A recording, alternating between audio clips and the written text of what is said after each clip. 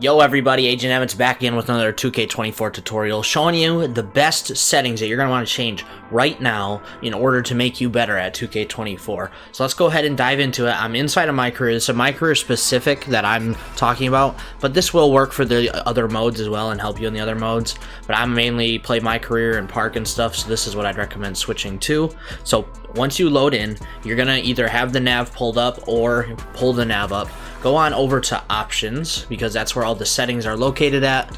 Then you scroll on down to settings. This is where it starts, but I'm actually going to show you the best one very first right off the bat, the one that I found as a huge change that really helps you out and is the game changer.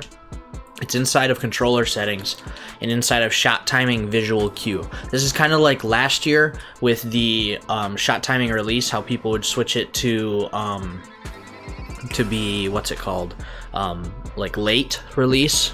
This is similar to that, but it's when the animation will show up.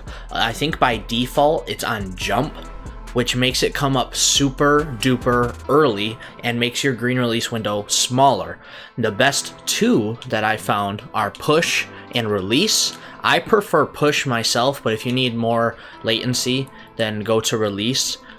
Jump makes it pop up as soon as you start jumping. Set point, I didn't notice the difference really between that and jump, but I like push a lot, and then release is the even later version of that, but I prefer push. So that's like the best setting hands down right off the get-go. Alright, so now we're going to go back to settings. We'll go through the rest of the controller settings later, but settings is where you go. Now here is something that's very important, same that was in last year. The different difficulty you're at determines the VC you get. This was last year, it was implemented last year, and it carried over into this year. If you're on rookie, you're only getting 30% VC and 65% my points. So if you want to level up faster and get more my points and get more VC, go to the hardest difficulty, Hall of Fame. Of course, it's going to be harder to get stats, harder to do stuff, but you get 160% more VC and my points. And then you can see on the screen right now all the differences in the different levels, Superstar all the way to Rookie and Hall of Fame. But yeah, go Hall of Fame because you just level up faster, you get more VC.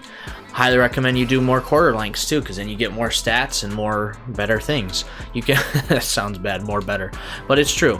Now I'm just looking for the specific things that is for you. I prefer to have the on-court shot clock be in the last 10 seconds because if you have it the full 24 seconds, then you don't get like a little indicator when you're running down to the wire there. So I like the last 10 seconds personally. And this is another kicker, have shot feedback. I'm trying to talk so fast. Shot feedback on all shots, not just user only or free throw only. Do it on all shots so then you can see your contest on other people's shots as well. Don't really have to worry about the camera shake. I prefer having gameplay indicators on, perfect release animations on, player indicators on, takeover icon. This is all stuff that's also in some other settings, but they're all like personal. As to what you prefer, you can kind of see if you want to pause the video and see what it says here, but these are all kind of like personal settings. Oh, this is the other one. The other big one is motion blur. Specifically, you know, next gen consoles have a lot more power than the current gen, and if you have motion blur on, it takes more resources away from the performance of the game to make it look better. So highly recommend you turn that all the way to 0. It's at 50 by default, so turn that all the way to 0. Highly recommend you do that. And then that's the end of the normal settings there. So let's go on to coach settings. These are a lot smaller, especially for MyCareer. This is what I prefer, to have full control over the offense and defensive play calling, and then to have full play vision and all that. And that's pretty much it for the coaching settings in MyCareer. Controller settings is where a lot of the other stuff lies. Vibration is all up to you. I like it, especially because I play on Xbox. If you have it on PlayStation, have the haptic feedback, probably turn the haptic feedback really far down.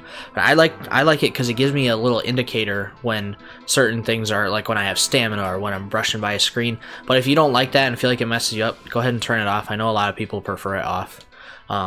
I have shot timing on shots and layups because this year, if you have shot timing on and then it's on for layups, you also get a layup boost as well as a shot meter boost. So if you don't know what I mean by that, in years past, if you know, it's always, you know, you time it yourself for shots, but this year and last year you can do it for layups as well, where there's a meter. And instead of just like defaulting into some animation, you can actually choose when to release it and the green light window and all that stuff. And then if you turn it off, turn the jump shot meter and layup meter off, you get a 15% boost in the green light window for jump shot and now layup as well this year, and free throw of course. But so that's huge. That's absolutely massive to have that for layups. So you can now have a huge boost in your layups. So make sure you have layup timing on and then the layup meter off once you get familiar with how it works to time your layups. I also have my shot meter input typed to all. And then these are kind of up to you as where you want the meter location. I prefer it to the side as opposed to underneath the player or above the player. I think above the player might be helpful too, depending on how you play. And then the colors of everything. All is really up to you. It's personal preference.